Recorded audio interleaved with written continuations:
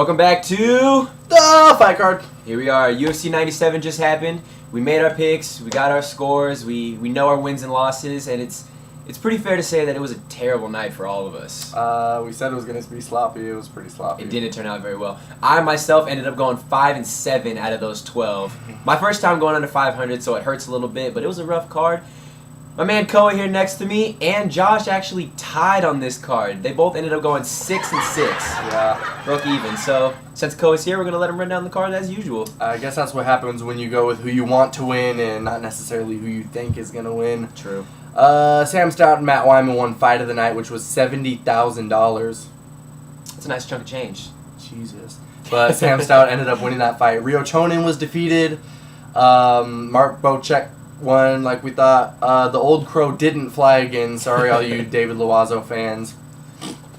I called that. Jason McDonald lost to Nate Corey, which I was pretty happy about. Nate Corey is my guy. He deserves it. It was a good fight between both of them. Jason McDonald's a savage. Dennis Kang won, showed that experience in the UFC reigns supreme. Elliot Marshall won. Steve Cantwell lost. He didn't look like the Steve Cantwell of the Brian Stan fight, but Louis Kane, he's a good fighter. So Great fighter. Louis Kane ended up winning. Look good. Cheick Kongo won a dominant fight. Let's give it up to Cheick. I don't know if you heard, but in the post-fight interview, people asked Dana White if Cheick Kongo was going to get a title fight, and just as we suspected, As we said, Dana White said that's definitely a possibility. He couldn't be quoted at the time, but he said he's definitely right there for the title shot. So for all you people that think we don't know what we're talking about, noobs or not, I mean, Cheick Kongo's the man. He's got those wins. He's fought everybody. There's no better match for Brock Lesnar at this time. Shane Carwin could in maybe the next couple fights. Maybe Shane Carwin and Cheick Kongo should fight. Junior Dos Santos and Cain Velasquez, they're both looking maybe right here I say for a title shot. you got Brock Lesnar and Frank Mir, obviously. Then you have Cheick Kongo, and then you have those three great fighters right there on the same platform. Someone has to set themselves apart, so they have to fight each other first. But Cheick Kongo's the man. He's next in line. Yeah, Bottom line. he has the most seniority. Why wouldn't it be Cheick Kongo? Who knows? We'll see in the weeks to come. We'll see. Krzysztof Szczesny won. That was tough to watch Brian Stan lose, but Krzysztof showed good jiu-jitsu. He won the submission of the night, which was also $70,000, which is ridiculous. Mauricio Shogun, who he's back on track. He looked really good. He got the knockout of the night, 70 grand. But what's taking the limelight away from that is Chuck Liddell retiring from the UFC. Love you, Chuck. He's been my guy since day one. He's the reason the UFC is so big, in my opinion.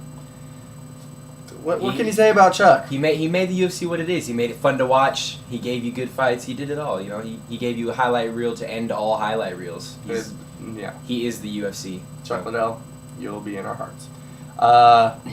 Anderson Silva beat Tyler's Ladies to a one-sided 5-round victory. Spider. Most people were talking bad about Anderson Silva for doing what he did. Said it wasn't impressive.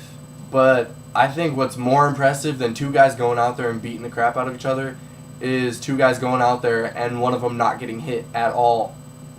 I don't know how you dance around for 5 rounds while the other guy tries to take you down, but It's can't. just, it was one of those situations where Talis Latis went into it confident. He was really excited to fight Anderson Silva, and you should. You're fighting for the belt.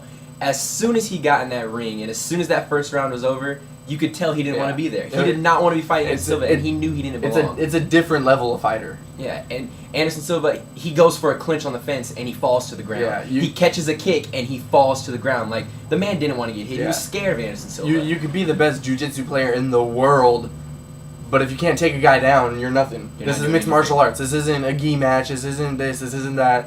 If you can't take a kick in the face from Anderson Silva and pull a heel hook, then you're nothing in the UFC. And they're saying Anderson Silva didn't go for the kill or go for the knockout.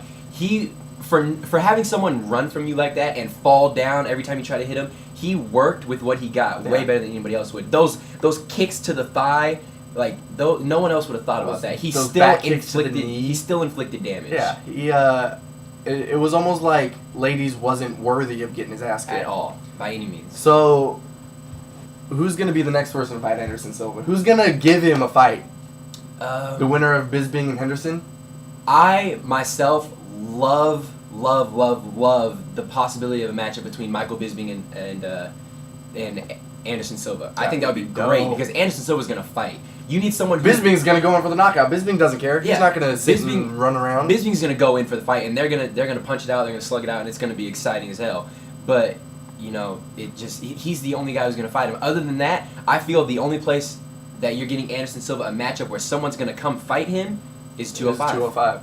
He can't stay at 185. He's too good. Throw him in with Jardine. Throw him in with Rampage. Throw him in with Mauricio. Throw him in with some of those heavy hitters. Forrest. Somebody who pushes the pace. See, 205, that's what makes them great, is they'll push that pace. They want to fight. Those guys at 185 are just scared of Anderson Silva. He's proved his point. No one's going to come out and beat him anymore. So he needs to either go up to 205 or do something different. I personally, if he's gonna stay at 185 or whatever he's gonna do, I hope in June Bisping beats Henderson, and I hope Bisping gets his shot because that'll be a good fight. Other than that, I don't think there's anybody at the 185 who's really gonna match up with Anderson and give him a fight. Like you'll get those guys who this is a great fight. Talis Latis, it looked like it could have been a great fight. As soon as he gets in there, he realizes he didn't belong. It's a different level of fighter. What about George St Pierre? The thought came up, the name came up, it was said. I don't know exactly how it would work out. Is George going to come up to 185? Is it going to be another catch weight? Catch weight at like 180, 178, whatever they're going to do, I don't know. If somehow that matchup can be set up. Who wins the fight, George St Pierre or Anderson Silva? Man, I don't know. Because GSP wants to throw a couple jabs, take you down, and just muscle you. Can he take Anderson Silva down? Can he take Anderson Silva down and keep Anderson Silva down? But they said, I'm pretty sure I remember them saying, if GSP beats Thiago Alves, can GSP get past Thiago Alves? Yeah, we're not gonna get into it. We're not gonna get into it. We're gonna get to that. We're gonna get to that. Keep that it's fair to say the next 2, 3, 4 months of the summer of 2009 in the UFC world is gonna be a hell of a summer.